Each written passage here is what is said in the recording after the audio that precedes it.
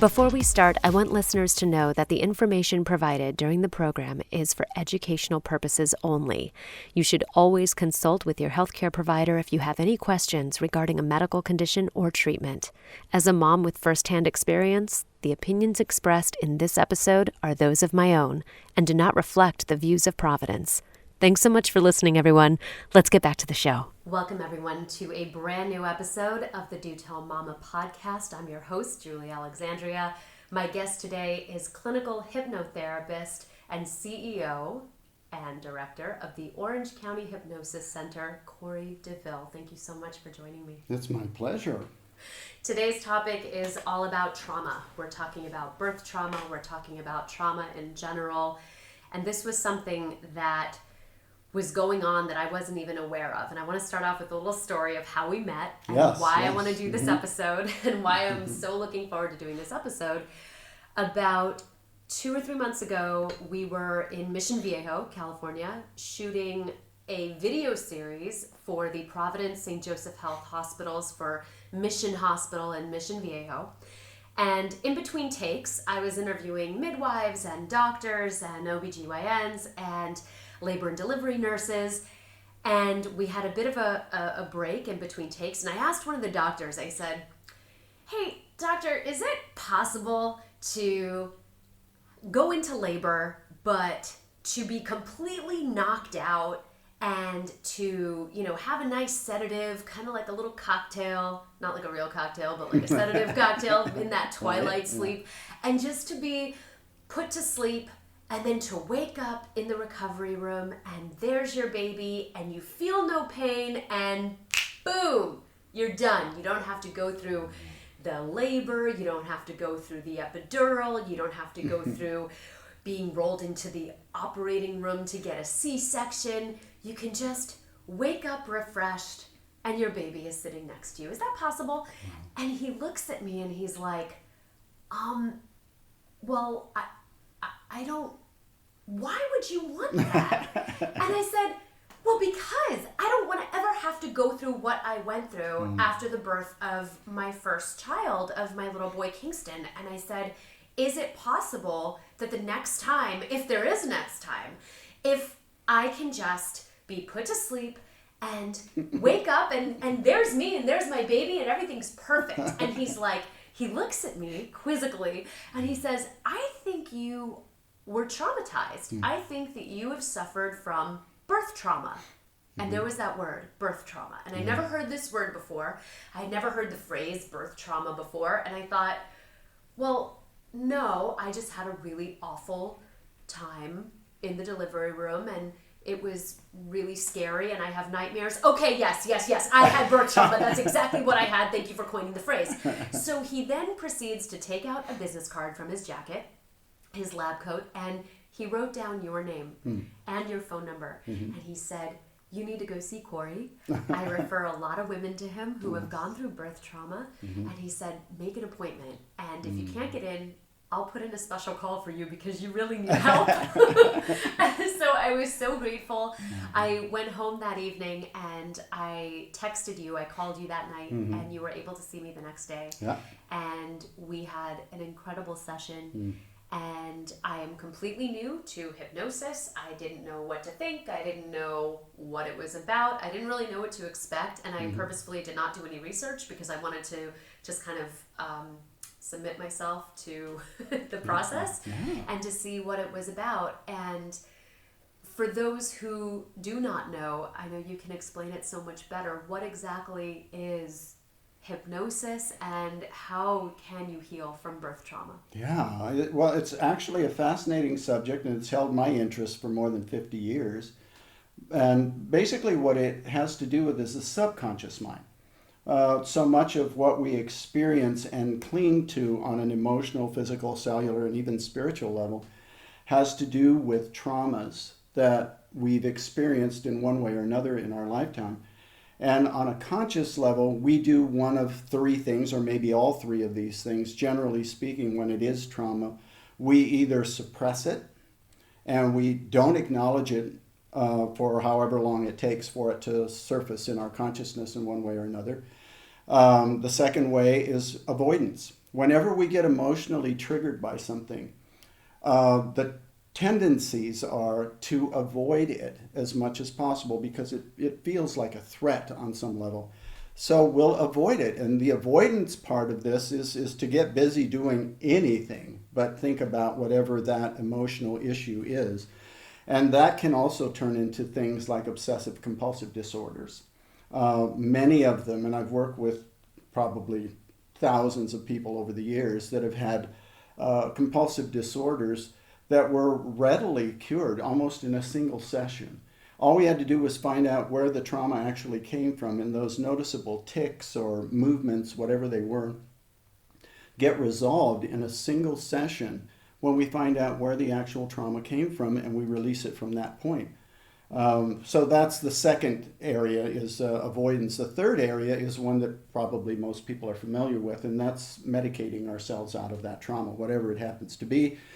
We'll find a way, it could be food, it could be drugs, it could be alcohol, it could be any number of other things. But those are the three ways that we generally are dealing with traumas. Could be with negative relationships. Many people make that adjustment, unfortunately. And then, it winds up becoming a difficult thing to get out of because now you have another person's emotions invested in something.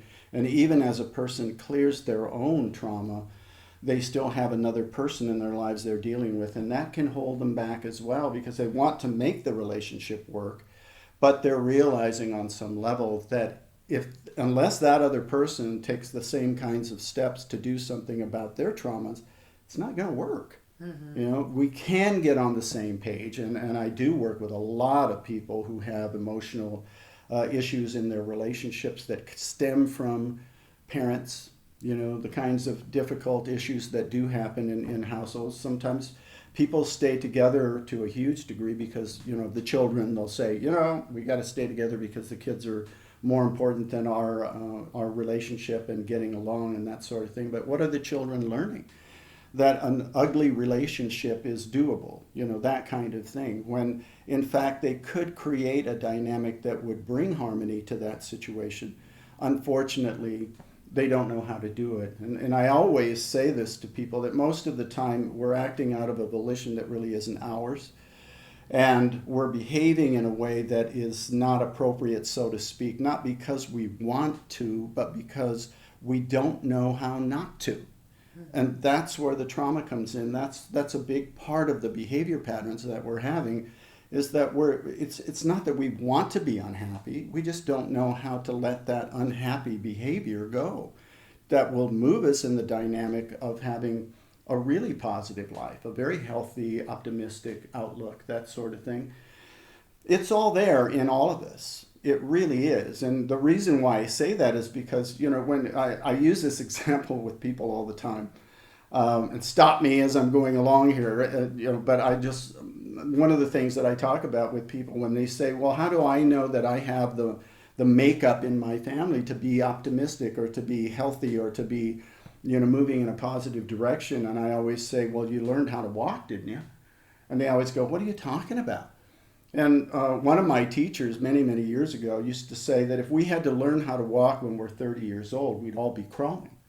And the reason is because by that time, we've had so much of our optimism literally beaten out of us through trauma and life, adversity, that sort of thing, that we don't have that optimism we had as an infant, looking at grown-ups walking on 2 feet when we know that being on all fours is so secure.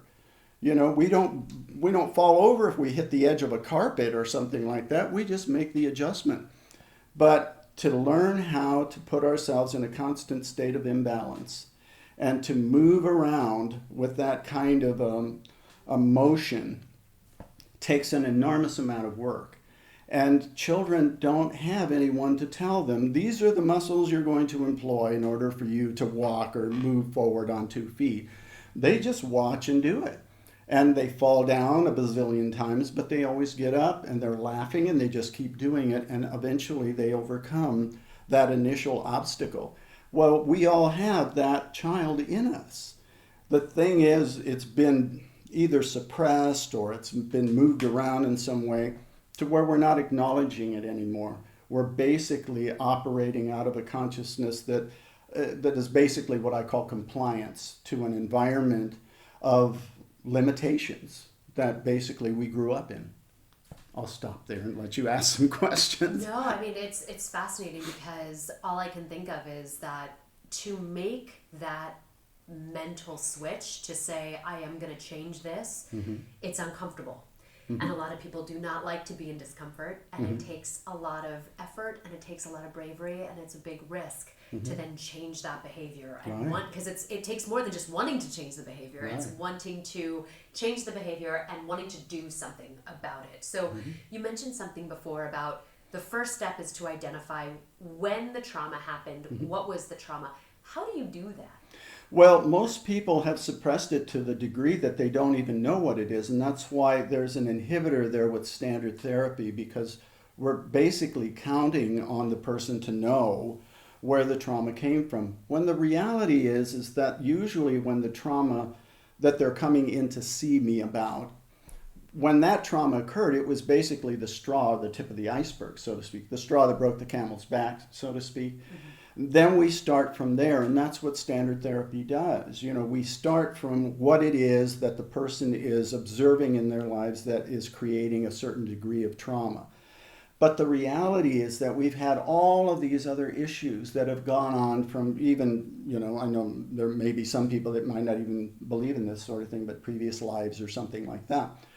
But we've had a lot of traumas that have been in every area you can imagine. And what happens is those traumas culminate into our tendencies. The tendencies then are something that we're witnessing on a conscious level because they're pretty much on the surface.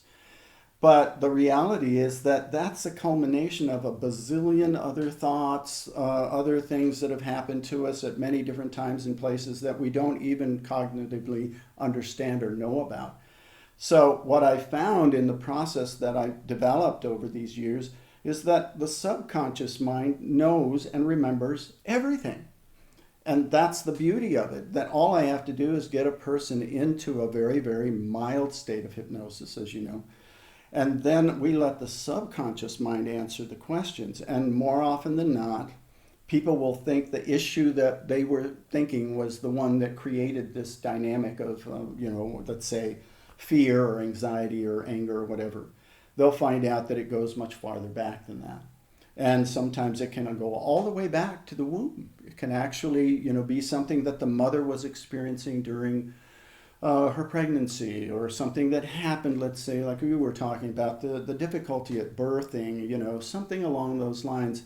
And the child, as innocent as we are in that state, we're picking up all of that information and then processing it on some level. Now, we may not express it immediately afterwards, although some children do. What happens is it's time sensitive. And eventually, over a period of time, when sometimes the child is the age that the mother was when she was experiencing that trauma, that's when the child will suddenly experience it again. And it's like it's came out of nowhere. I have no idea what this is, that kind of thing. And they'll come in and say, help me. And there's a logical explanation for it. There really is. All we have to do is trace it back. And that's the fascinating part of it, because it does get quite interesting when we go back to things like, maybe the month of pregnancy. I've had that happen, that it was during a certain time during the person's pregnancy. And it was important, as you know, when I'm doing this process, I'll be asking the subconscious mind, is it important for us to know, let's say, the time of year? Is it important for us to know the month of the pregnancy or whatever it happens to be? And in that time frame, what happens is there's a direct correlation to whatever it is they're feeling that has to do with that particular time frame. Many times I've worked with people that, the mother had a trauma in the 6th month of pregnancy, that sort of thing. And it was just important for the client to know that that's the month that this trauma occurred. Now, they don't know what the trauma was, but in asking their parent, let's say afterwards, after we've let go of the trauma, they're curious. Most people are. What was it that created this, this issue going on in the 6th month of pregnancy? And invariably, the mother will say something like, "Oh, wow, how would you know that?" But yes, there was something that did happen at that particular point in time, and I just want you to know that it had nothing to do with you. I always wanted to have you. You're my baby. I love you. All of that stuff. But during that particular point in time, there was a trauma that occurred, and it made the child feel, on some level, made them feel frightened. How many cases have you experienced where someone comes in and says, "I had a traumatic birth"? Wow. Well, almost, I'd say probably 15 to 25% of the people that I get, usually from OBGYNs, have something along those lines. It's either the mother was having difficulty with the birthing process, the person who's actually in my office, or their parent had some issue with the birthing process. And then again, it's time sensitive. It winds up becoming something they're experiencing in their delivery that is kind of a carryover from something that their parent experienced. It's fascinating. It seems like a kind of almost matrix of different possibilities. But once you know how to get to the memory, once you know how to get to that part of us that does know where it came from, I find we don't have to know all of the little itty-bitty minuscule things about it. I'm always asking the subconscious mind things like, okay, is this all we need to know for us to move forward? So if we take it back, sometimes we'll take it back to maybe, a person's, let's say, adolescence.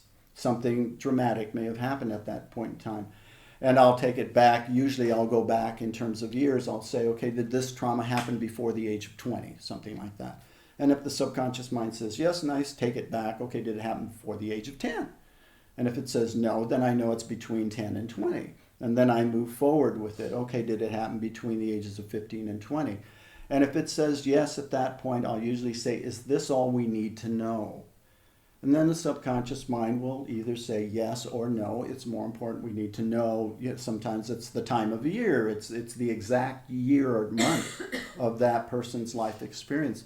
Whatever it happens to be, we need to know a few more of the particulars. And once we get the particulars, and then we can move forward. It's very, very, it seems detailed, I think, on some level when I talk about it this way, but it really isn't if we know how to narrow it down to where it originally came from. And let's talk about the process, because when you mention hypnotherapy, hypnosis, people have this image in their mind of like, a pocket watch as a pendulum swaying in front of their eyes, and then they get up and do crazy stuff at at parties or something. That could not be further from the truth of what your practice is. Right. Yeah. Can you explain for any skeptic out there, or someone who just doesn't know and has never done hypnosis or never been put under hypnosis, what your process is, and if you feel comfortable explaining? Sure, yeah. Well, it actually, my initial process in learning about mesmerization came from a show called The Ed Sullivan Show that was on back in the 50s and the 60s. And I witnessed on the show a man hypnotizing a woman from the audience. And she was probably about 5 feet tall. And he suggested to her in that hypnotic state that her body would become rigid, very, very rigid, like a board. And then he, with the help of a couple of people on the stage, they had her lean back and her body remained perfectly rigid. And he put her head, the back of her head, on a chair, and he put her heels on another chair with nothing in between. Now her body was facing up. And as you know or can imagine, if you were in that position, it would be very hard to keep your body rigid. Now, then he solicited some people from the audience to come up on the stage and sit on this woman while she was hypnotized, and her body didn't move. It was absolutely rigid. And then, we excused the people who came up and all of that stuff and got her to stand up again and brought her out of hypnosis. And I was just hooked. I thought, these superhuman types of things, is that really possible? So I was fascinated by that. And then, of course, I started, delving into, at the library, because we didn't have the internet back then, but I started reading about people like Franz Mesmer, and he was an 18th century physician who was known for healing people with just conversation. And it was fascinating to me. I just thought, well, is that possible? Is that something that can really be done? And of course it can. It was just the process of suggestion, and it had a lot to do with his voice. It had a lot to do with the way he spoke, that sort of thing. But the reality is that if a person is negatively influenced, let's say by trauma, they can also be positively influenced by a person's optimism or a friendly voice, or there's a kindness that happens, I think, and sometimes the way a person speaks, the intonation, there's a hypnotic quality about a certain type of voice, let's say. Yeah. We're fascinated by sounds. Mm-hmm. So anyway, how this all then culminated in my consciousness to actually becoming a hypnotherapist was when I was about 16, I actually was hypnotizing people at parties. And I was doing the stuff that everybody else sees on TV. I would suggest to a person under hypnosis that the number 4 would be missing from the numerical system, something like that. And then while they were under, I just talked to them briefly, and then I'd bring them out of it, and then I'd ask them. I always asked them, and this is key to why it fascinated me. I'd bring them out of hypnosis, and I'd say, okay, do you remember what we were talking about there? And they'd say, yep. And I'd say, were you hypnotized? And they'd say, nope. They always said no. And I'd say, okay, well, how many fingers do you have? And they'd say, well, of course I have 10. I'd say, really? 5 on each hand? Yep. Okay, could you count them for me? And they'd always do it like this. 1, 2, 3, 5, 6, 7, 8, 9, 10, 11. And they'd be looking at their hands, and I'd say, you sure you have 5 on each hand? They'd say, yeah, of course. And I'd say, and that adds up to 10, right? Yeah. Can you count them for me? And they do the same thing again. And everybody, of course, is laughing and all of that stuff. But what was fascinating about it to me was beyond the suggestion, was that when I brought them out of it, completely out of it, and the number 4 was back in the numerical system, they would always own what I suggested to them. In other words, they'd defend it. They'd say, well, yeah, I remember you saying that, but I didn't want to embarrass you. And I'd say, but you were embarrassing yourself. They'd say, yeah, I know. I don't know why I did that. And it was fascinating, that people would own these, let's say, introductions of a different way of thinking. But it caused me to start looking at what we do with our traumas. How do we defend these behaviors? Well, we do the same thing all the time. We're constantly in a process of defending, let's say, less than desirable behaviors, because we own them and we think of them as being a part of who we are. And then it caused me to get even deeper into, why would we do that? Why would we literally defend a negative behavior that we really would rather not have? Why would we defend that? Well, there's a person named Brent Phillips, who was an MIT grad, who came up with these reasons for why we defend our negative behaviors. And I found them to be absolutely spot on. One of them is we defend it because we feel safe. There's a safety factor in holding on to a negative emotion. Even fear can create a dynamic of feeling safe in a person, even though fear itself is not feeling safe, right? But there are other ones like holding on to this trauma is a means by which I can prevent it from happening again. We don't want the same thing to happen again, so we hold on to the trauma thinking that lightning doesn't strike twice in the same place.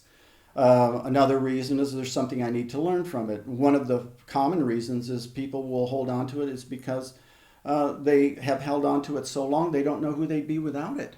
They identify with it. And that's so true. Yeah. Gosh, that's so true. And they wear it like a badge. Right. And you can see it coming a mile away. Yeah. And it's incredible how much we rationalize to ourselves that this is okay behavior because it's comfortable. Right. This is just who I am. Right. And I mean, how many times have we all heard that in one way or another, even when the person or the host of that negative behavior wishes they didn't have it, right, but they're defending it. Well, this is just who I am. You got to accept me. This is just who I am. Really? Yeah. We could change that. Oh. And we do all the time here. I feel that way about people who say, I have no filter. Mm-hmm. I have no filter. And I said, well, in effect, in essence, what you're saying is you have granted yourself the right to think and say whatever you want about whoever without any consequence or without any concern for their feeling or how it may come off, and a complete lack of self-awareness. But yet that is a coat that they wear with great pride because it shields them from having to answer to anyone else and to have to be apologetic or kind in any way. But that's just a quick example. But I'm just so fascinated as to how you started your career in this. You were saying you started off doing this at parties, but now this has grown into such an incredible business for you. Yeah. At what point did you realize that you have a gift and that you really had something here? Well, it took a while. Like I said, in the beginning, I was just basically helping people get over smoking or something like that, drinking, those kinds of issues. And that's what most hypnotherapists do, because there are a lot of people that have these habits and they'd really like to get rid of them. So they find that by substituting something like nicotine, Nicorette, or whatever it is, vaping, now we find out that that's even more destructive than smoking. But people will develop these other, let's say, aberrant behaviors. And when they know that if they are put under, let's say, and the person suggests to them that they can replace that behavior with another behavior, then they're okay with it. So it's always about that. It's about putting in another program, so to speak. I remember having this with somebody early on who wanted to quit eating Oreo cookies. Not saying Oreo cookies are bad. I love Oreo cookies. Okay, just want whoever's out there sponsoring this, whatever. I happen to like cookies, but she didn't. She wanted to get over her addiction to Oreo cookies. And in my first session with her, I just said, "Okay, is there some food that you don't like?" And she said, "Yeah, I hate Brussels sprouts." And I said, "Okay." So I put her under and I said, from now on, I suggested to her, from now on, Oreo cookies are going to taste like Brussels sprouts. So I brought her out of that, and then of course I offered her a cookie and she went, oh my gosh, no, I don't want to eat that. But what happened with her, that does happen with a lot of other people, is that in about 2 weeks she came back and now she had an addiction to ding dongs, and it was, she didn't actually let go of the trauma, you see. That was what was going on. There was a trauma underneath all of that that had to do with her mother and her mother's perspective of her. And this fact that she was always going to be fat and that she was always going to be stuffing herself with Oreo cookies and that kind of thing. And these were like the words of her mother, not hers. But that was what was playing in her consciousness. So it wound up just being transferred to another addictive behavior. The Oreos tasting like Brussels sprouts was something she could just put into the background and then find ding dongs or Twinkies to replace them. What I found that works is when we go back to the original source of the trauma and we let go of the trauma itself, the negative behavior is no longer in existence. The adjustment that we made is no longer necessary. I'll give you a real quick example of that with somebody that I didn't even suggest this to. She came in, she was having a relationship issue, and we started working on that. And I did this biofeedback thing I do with people to find out where the original source of it came from. And we found out that it had something to do with her father and abandonment, that sort of thing. And we let that trauma go. And then she came out of it, she was fine, she felt really wonderful, she left and thanked me. And then about 2 or 3 hours later, she called me and said, I don't remember you saying anything about quitting smoking. And I said, no, you didn't tell me that you were a smoker. I didn't know that you were. And she said, well, yeah, I was actually looking forward to driving home and smoking on the way and thinking about what we talked about. And I said, well, what happened? She said, well, I don't want to smoke. And you didn't even say anything about it. And I said, well, okay, that makes sense. She said, how so? And I said, well, the smoking was an adjustment that she had made. Right. To the trauma of the difficulty in her relationship. That was another adjustment. When the trauma wasn't there, the behavior didn't need to be there anymore either. In fact, she was looking at those cigarettes all the way home and thinking, I don't even want to open that pack. I don't even want to smoke that. It just doesn't make sense to me. But once she understood where that came from, the negative behavior, like I said, didn't have to be replaced with something else. The behavior itself was no longer necessary.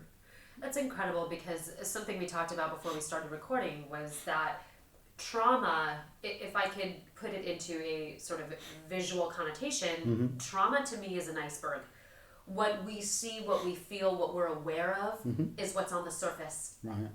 But in reality, trauma, if you go back, it has deep roots, and when you look at an iceberg, below the surface is where the tonnage really is. And that's what's so scary, but that's also what makes it so imperative to work through and to break through. And one of the things that you helped me with so much that has stuck with me to this moment upon leaving your office was letting go of the anger.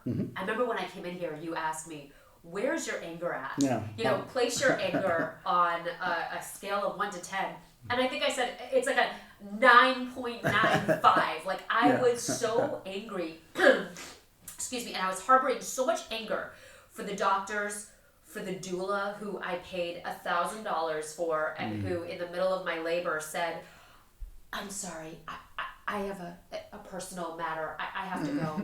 And who left, like literally walked out of the labor and delivery room, and who left. I won't even mention her name because like we all have like, you know, personal issues, and I don't want to come down on her because who knows what it may have been. But it's like, if you know that you have something like that, you know, just do the due diligence and get a backup. Anyway, but I had so much anger, and I was holding on to so much negativity for the doctors, for the anesthesiologist whose epidural did not work, who then, I had 2 failed epidurals. He then came into my recovery room a day later and at the hospital and personally apologized to me.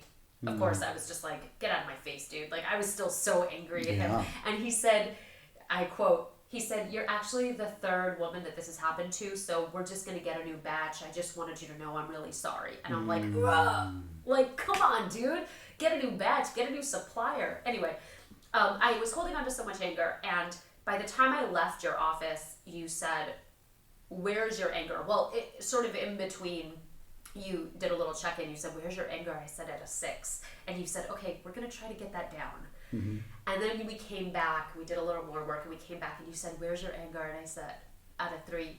And you said, okay, I think we can do better.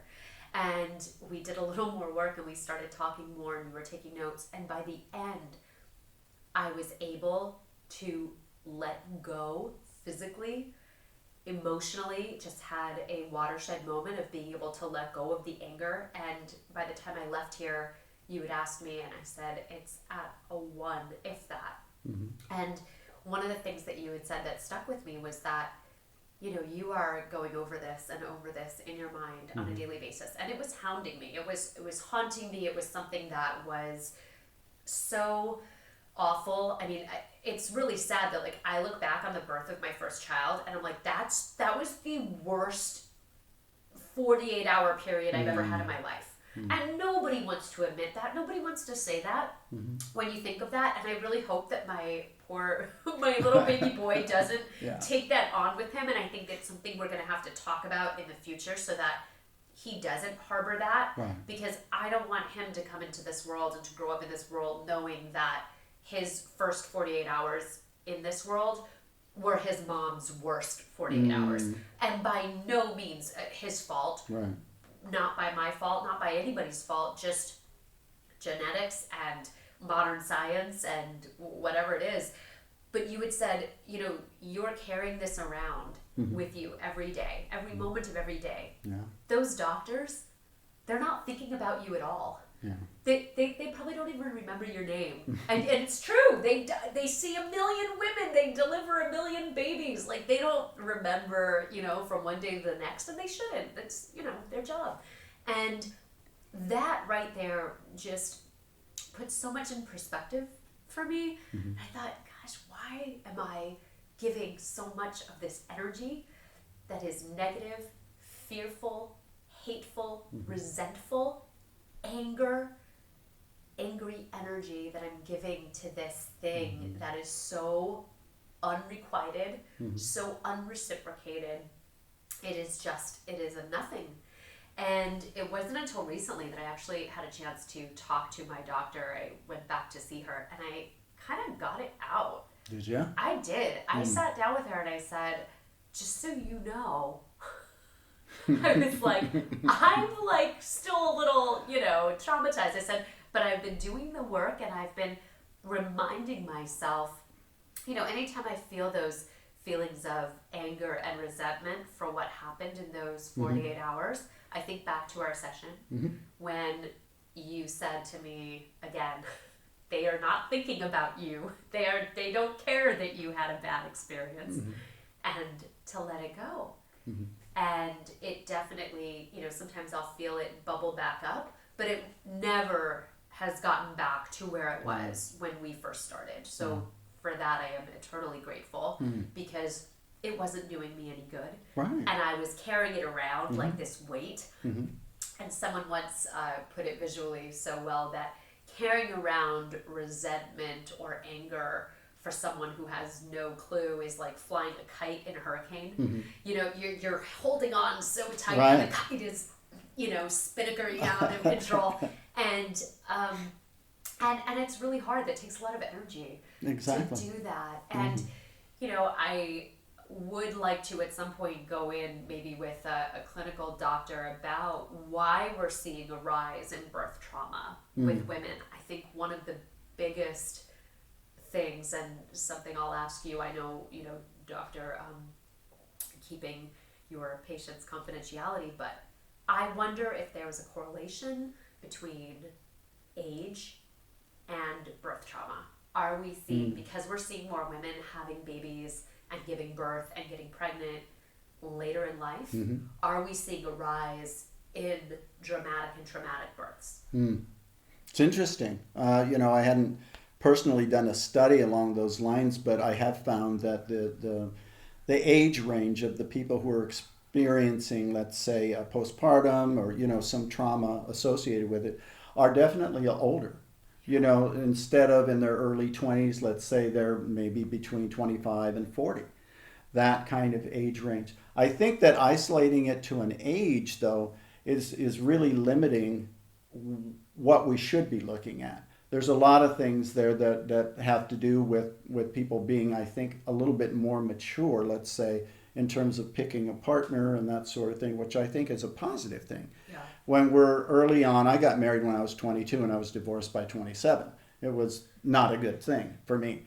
But with a lot of other people at that age, at that delicate age, we really haven't established ourselves in a real kind of firm way about who we really are, and have answered some serious questions about what it is we want out of life. So we're kind of learning through that process with another person.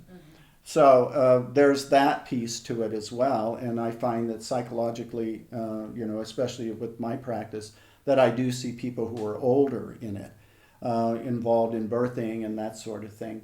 But another thing that I wanted to talk about regarding this too has to do with the negative emotions that we're experiencing and our defense of them.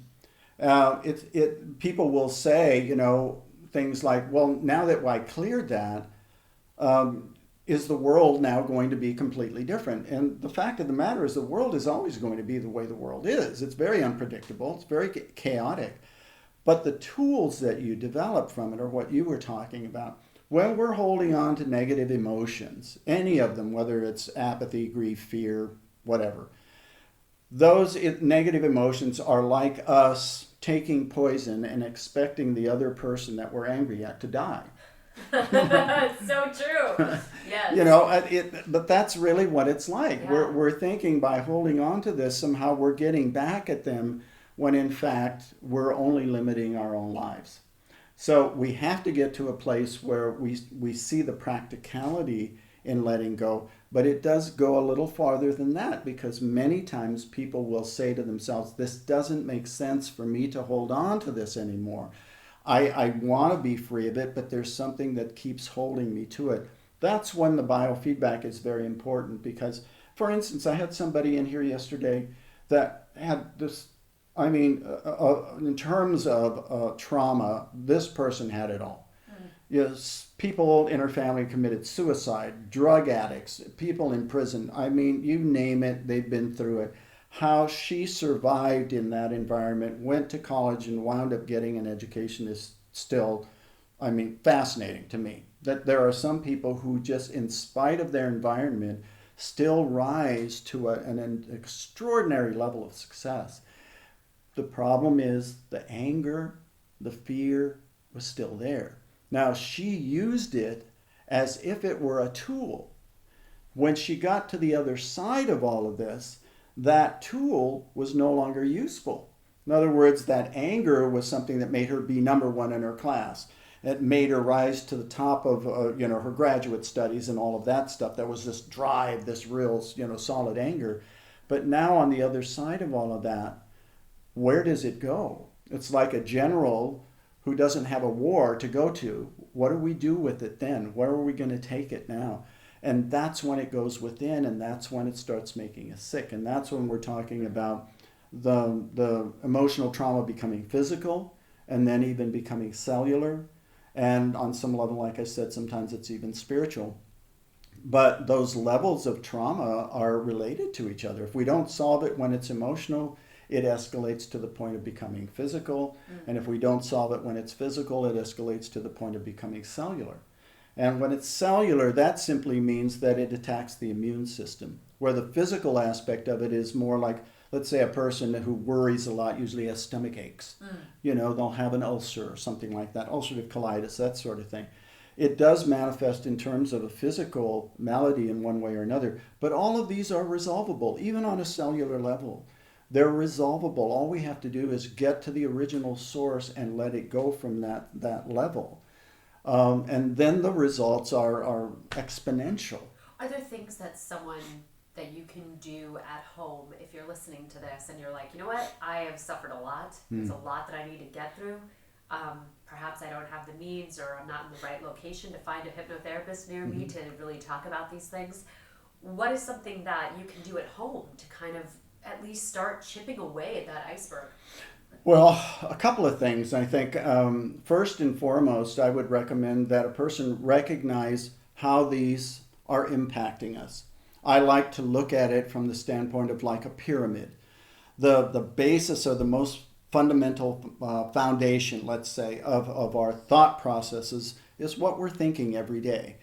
Those thoughts, for the most part, have been influenced, sometimes appropriately or sometimes inappropriately, by our environment. And those thoughts are going on to the tune of, who knows, maybe 1 million, 2 million, 10 million thoughts going on a subliminal level every day. But they basically culminate into our tendencies. And this is something I learned from a man named Lester Levinson, who has a process called the Sedona Method, which basically is about letting go of trauma. They don't call it trauma, but they call it a negative emotion, let's say. What happens is all of those thoughts culminate into tendencies. The tendencies can be maybe 100 tendencies that we have during the course of a day. But if you think about this, if we let go of the tendencies when they're apparent, let's say I'm moving in the direction of being angry right now, could I let that anger go? Is it possible for me to let it go? Well, it is. It's very simple, actually, if we look at it from the standpoint of just noticing something that I usually tell people. And negative emotions don't have claws. They're not made of Velcro. We're holding on to them. We just need to know that we can let them go. Now, on a surface level, to begin with, it is important to know that you can let them go. It's no different than holding a pin like this. And one of the processes that they use in the Sedona Method is they'll say, could you let that go? Well, we know that we can let it go. But the second question is, would you let it go? The second question is really profoundly important because we're holding on because we think we need it for some reason. But if we look at it from the standpoint of that statement I made before, holding on to a negative emotion towards someone or something is like taking poison and thinking they're going to die. Why would you hold on to it when you can still function in life without it? Could I let it go? Would I let it go? And then, of course, the ultimate question is, yes. When are you going to do it? Now. Now is the best time. So that process, I find that again, if people want to research the Sedona Method, I think it's very useful on a conscious level to let go of things from that perspective. There's a practicality to it that makes a lot of sense. Now, I know there are going to be other people, because I see them all the time, who go through that process and they say, yeah, but I did that, but there's something else. Well, that's when I can really help them, because I know that by taking them back and doing the biofeedback process that I do, I can find out where that original source was. And when we let go of it from there, the effect is like dominoes. All of those negative behaviors and the reasons for why we're holding on are no longer substantiated in our conscious mind anymore. We don't have to justify it anymore. Then it becomes very practical and very easy, and all we have to do is let it go. And people will do, as I have done, something that you did, is that on the other side of it, when there isn't all this anger, you can actually talk to the person about it and say, you know what, maybe in the future, you might want to have a backup. You might want to do this because that experience was very traumatizing for me. I'm not here to sue you. I'm not here to, do something destructive to you. I don't want to hurt anybody. I'm just saying that maybe in your practice there might be a better way to organize your facility and have a backup plan or something like that will take care of this kind of issue should it come up again. And again, if there's a right way that we can talk to people about improving their behaviors, just like in relationships. I do this with couples all the time. It's how they're discussing it. When we're talking out of pain, we're talking out of anger or resentment, the other person is getting the resentment, they're getting the pain, they're getting all of that, and they're not hearing what you're saying. Mm-hmm. If we let go of all of that emotional trauma, so to speak, and we just speak out of clarity, what happens is this wonderful understanding happens. All of a sudden, we're communicating, we're exchanging thoughts and ideas, and we're moving in the same direction. Now, you've mentioned the term biofeedback a few times. Mm-hmm. What exactly, if you could sort of quickly run that down, what that means? Well, that's my form of getting to the actual source of the trauma, and most of the time, like I said, most people don't know where the original source of it is. They can let go of, let's say, the initial negativity on a surface level, because if they realize that all they're doing with the negative emotion is justifying it in the moment, then they can start the process of letting go of that negative emotion because it's not serving them. But the biofeedback is actually getting to that part of the subconscious mind that actually knows where the trauma came from. And it goes back so far sometimes and so is so detailed that most people are shocked that they actually have this kind of memory, but we're all geniuses. That's a hard thing for people to understand, but really, when you think about it, even people like Bruce Lipton, who's taught biology in all kinds of different places and is a wonderful speaker, talks about this at length when he's doing lectures, that our conscious mind is able to process somewhere around, I guess the numbers are probably skewed depending on who's talking, but generally it runs somewhere between 200,000 to maybe 500,000 bits of information per second. That's how our conscious mind is working. It's like a smartphone. Brilliant. Our subconscious mind, on the other hand, is processing somewhere between maybe 4 and 10 trillion bits of information per second. So there's no question about where the control is in the if you're arguing with your subconscious mind is going to win, because that's where all the power is. But your subconscious mind is actually operating with the mindset basically of an innocent child. It's like a 4 or 5-year-old child. It's holding on to those traumas because it believes that they're useful in some way. And all we have to do is take that reason away, let that child let the trauma go, and the process, the healing, and I mean in terms of like physical healing, is exponential. It happens so fast that the lady that I had in here yesterday who had come in, when I asked her how high her anger was, it was like a 20. You know, I gave her a scale of 1 to 10. She said, no, 10 is not enough. This is a 20. You know, I don't even know if there's a way that I can get to it. By the time she left, it was non-existent. Wow. She said, I can't find it. I don't know where it is. And the reason is because she let go of it from where it actually came from. And the feeling in the moment was, I don't have to justify all this anger toward my parents or the people in my life that, you know, were drug addicts or whatever it was, that environment. That was just their level of awakening, and she was fine with it. Absolutely fine. In fact, she called me afterwards and said, it's just hard for me to believe that I'm not feeling this anger anymore. How long does this last? And I said, as long as you want it to. Yeah. You don't have to justify the anger anymore. It's that simple. That's incredible. Mm-hmm. Where can people find out more information, or perhaps book a session with you, or find out more about what you do? Good. Well, my email, or they could go to my website, which is orangecountyhypnosiscenter.com. And I have a little, I'll probably have hopefully this interview on there as well. I do a little talk on my website where they get a chance to see me, and I'm basically talking in front of a fireplace about what we've been talking about today. And my number, if somebody wants to use it, is 714-624-1956. And they can call me at that number. And they generally won't reach me because it is a business number. But there'll be a message there, and they can leave a message, and I'll work with them. I do FaceTimes with people all over the world.